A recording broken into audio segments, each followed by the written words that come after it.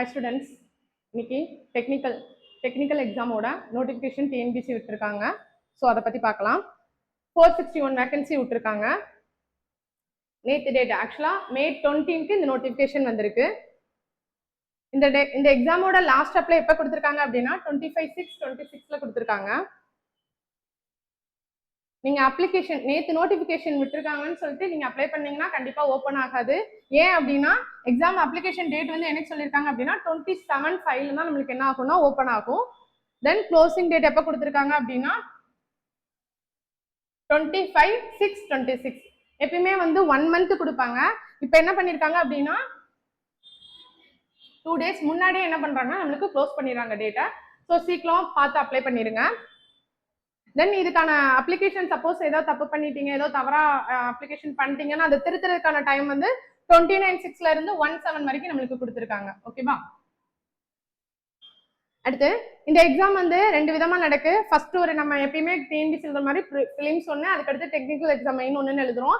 இந்த ப்ரிலிம்ஸ்ல வந்து நம்மளுக்கு என்னெல்லாம் இருக்குன்னா தகுதி தேர்வு அண்ட் பொது அறிவு, மேக்ஸ் அண்ட் ரீசனிங் சம்ஸ், அந்த மாதிரி நம்ம ஆல்ரெடி டிஎன்பிசிக்கு எப்படி படிப்போமோ அந்த எக்ஸாம் மாதிரி தான் இதுலயே கொடுத்துருக்காங்க. தென் அவங்கவுங்க என்ன ஓரியன்டட் சப்ஜெக்ட், இப்போ இன்ஜினியரிங் ஓரியன்டட் அண்ட் டெக்னிக்கல் சார்மா இதுல வந்து ஃபுல் அண்ட் ஃபுல் இன்ஜினியரிங் தாண்டதை தாண்டி சில எக்ஸாம்ஸ்ல பிஎஸ்சி டிகிரி குவாலிஃபிகேஷன் அதாவது இளங்கலை தகுதியும் கொடுத்துருக்காங்க. அக்ரிகல்ச்சர்லாம் இளங்கலை தகுதியுமே கொடுத்துருக்காங்க. நீங்க எந்த எக்ஸாமுக்கு இதுல அப்ளை பண்ண போறீங்களோ அந்த தகுதி கல்வி தகுதி உங்களுக்கு இருந்துச்சு அப்படின்னா நீங்க அந்த எக்ஸாமுக்கு அப்ளை பண்ணிக்கலாம். அதோட ஃபுல் டீடைல்ஸ் வந்து அவங்க விரிவா கொடுத்துருக்காங்க. எந்தெந்த எக்ஸாம் நீங்க அப்ளை பண்ண போறீங்களோ, நீங்க என்ன டிகிரி படிச்சிருக்கீங்களோ அதை வந்து இதை கரெக்டா நீங்க செக் பண்ணி அந்த எக்ஸாமுக்கு தேவையானதை நீங்க அப்ளை பண்ணிக்கலாம். உங்களுக்கான விருப்பமான பாடத்தை நீங்க இதுல தேர்வு பண்ணிக்கலாம். நீங்க எந்த எக்ஸாம் அப்ளை பண்றீங்களோ நீங்க படிச்சது தக்கன விருப்ப பாடத்தை தேர்வு பண்ணிக்கலாம். நெக்ஸ்ட், இந்த வாட்டி லாஸ்ட் டைம் கொடுத்த வேகன்சியை விட இந்த வாட்டி வேகன்சி கொஞ்சம் கம்மியா தான் கொடுத்துருக்காங்க. இருந்தாலும் நம்ம எக்ஸாம் எழுதுனதுக்கு அப்புறம் இல்ல ரிசல்ட் வர்றதுக்கு முன்னாடி இந்த வேகன்சி வந்து கண்டிப்பா இன்க்ரீஸ் ஆகிறதுக்கு சான்சஸ் இருக்கு. ஸோ நீங்க வந்து எக்ஸாம் ஓரியன்டா நீங்க என்ன கேட்டகரியில வர்றீங்களோ அதை வந்து அப்ளை பண்ணி எக்ஸாமுக்கு ப்ரிப்பேர் பண்ண ஸ்டார்ட் பண்ணிருங்க. அதுக்கப்புறம் இதுக்கான வயது வரம்பு ரொம்ப முக்கியமானது. கண்டிப்பா அவங்க சொன்ன டேட் 1/7/2026 உங்களுக்கு வந்து 21 ஏஜ் வந்து கம்பல்சரி என்னன்னா கம்ப்ளீட் ஆயிருக்கணும்னு சொல்லியிருக்காங்க.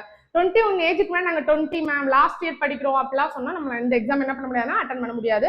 21 ஏஜ் கம்ப்ளீட் ஆயிடுச்சு அப்படின்னா நம்ம கண்டிப்பா இந்த எக்ஸாம் அப்ளை பண்ணலாம். சரி மேம் 21 கம்ப்ளீட் ஆயிடுச்சு, நம்ம அப்ப ஹையஸ்ட் ரேஞ்ச் எவ்வளோ அப்படின்னா இதுக்கு வந்து ஏஜ் லிமிட் வந்து ஒவ்வொரு கேட்டகரிக்கு ஒவ்வொரு மாதிரி ஏஜ் லிமிட் கொடுத்துருக்காங்க. அதோட பிரீஃப் விவரம் கொடுத்துருக்காங்க. மேக்ஸிமம் வந்து ஏஜ் லிமிட் வந்து ஓரளவு நம்மளுக்கு ஹையா தான் இருக்கு. ரொம்ப ஏஜ் கம்மியா கொடுக்கல. மேக்ஸிமம் ஏஜஸ் இதுக்கு எல்லாத்துக்குமே ஹை லெவல்ல தான் இருக்கு. நம்ம அந்த எந்த கேட்டகரியில அப்ளை பண்றோமோ அந்த கேட்டகரியை பொறுத்து உங்களோட ஏஜை வந்து சூஸ் பண்ணிக்கோங்க. சில கேட்டகரிஸ்ல மட்டும் தான் ஏஜஸ் லிமிட்டட் கொடுத்துருக்காங்க. மற்றபடி எல்லாத்துலயுமே ஏஜஸ் வந்து ஹை லெவல்ல தான் கொடுத்துருக்காங்க. தென் இந்த எக்ஸாமோட லாஸ்ட் டேட் மறந்துடாதீங்க. இந்த 3 உதவி பொறியாளர் கொடுத்துருக்காங்களா, இந்த எக்ஸாமுக்கு மட்டும் தான் 34 and 37, அதாவது எஸ்டி அண்ட் பிசி எம்பிசி இவங்களுக்கு 34 and எஸ்எஸ்டிக்கு 37. அதுக்கப்புறம் உதவி பொருளாதார இயந்திரியவல்ங்கிறதுக்கு 44. மேக்ஸிமம் எக்ஸஸ் கிடையாது இருக்கு. இந்த ஒரு சில கேட்டகரிஸ்க்கு மட்டும் தான் ஏஜ் லிமிட்டட் கொடுத்துருக்காங்க. மீதி எல்லாத்துக்குமே ஏஜ் வந்து ஹை லெவல்ல தான் கொடுத்துருக்காங்க. கம்ப்ளீட் வந்து 21 கம்ப்ளீட் ஆயிருக்கும். அதுக்குதான் ஏஜ் 1 உச்ச வரம்பு வந்து 60 வயதை நிறைவு செய்திருக்க கூடாது. 60 ஏஜுக்கு அப்புறம் நீங்க என்ன பண்ண முடியாதுன்னா இதை அப்ளை பண்ண முடியாது. அதுக்குள்ள இருக்க எந்த ஏஜ்ல நீங்க எந்த கல்வி தகுதியில வர்றீங்களோ அந்த கேட்டகரியை நீங்க அப்ளை பண்ணி எக்ஸாம் அட்டென்ட் பண்ணிக்கலாம். எந்தெந்த எக்ஸாமுக்கு நீங்க அப்ளை பண்றீங்களோ எந்தெந்த யூனிவர்சிட்டியில நீங்க என்ன கோர்ஸ் எடுத்து படிக்கணுங்கிறத இங்க ஃபுல் டீடைல்ஸா கொடுத்துருக்காங்க. இப்போ இன்ஜினியரிங்ல நிறைய கேட்டகரிஸ் இருக்கு. ஸோ நீங்க எந்த இன்ஜினியரிங்ல எந்த கேட்டகரி படிச்சிருக்கீங்களோ அது படி நீங்க சூஸ் பண்ணி நீங்க என்ன செய்யலாம், உங்களோட எக்ஸாமை உங்களோட அப்ளிகேஷனை அப்ளை பண்ணிக்கலாம். 1 டைம் ரெஜிஸ்ட்ரேஷன் இருந்துச்சுன்னா அதை 1 டைம் ரெஜிஸ்ட்ரேஷன் பண்ணிட்டு அதுக்குள்ள நீங்க என்ன எக்ஸாம் கேட்டகரியில வரீங்களோ நீங்க அதை அப்ளை பண்ணிக்கலாம். அது இல்லை அப்படின்னா நீங்க ஃபர்ஸ்ட் டைம் 1 டைம் ரெஜிஸ்ட்ரேஷன் பண்ணிட்டு அதுக்கப்புறம் இந்த எக்ஸாமுக்கு அப்ளை பண்ணிக்கலாம். ஸோ சீக்கிரம் ரொம்ப நாள் நம்மளுக்கு கம்மியாக தான் இருக்கு. மேக்ஸிமம் மற்ற எக்ஸாமுக்கான டேட்ஸ் வந்து நம்மளுக்கு கொடுக்கல. எப்படி நீங்க அப்ளிகேஷன் போட்டதுக்கு அப்புறம் அந்த டேட்ஸ்க்கு வந்து என்னைக்கு வரும் அப்படி எக்ஸாம் வரும் அப்படிங்கிற டேட்ஸ் கொடுப்பாங்க. அதுக்குள்ள நம்ம இந்த எக்ஸாமுக்கான ப்ரிப்பரேஷனை நம்ம ஸ்டார்ட் பண்ணிடலாம். Thank you so much.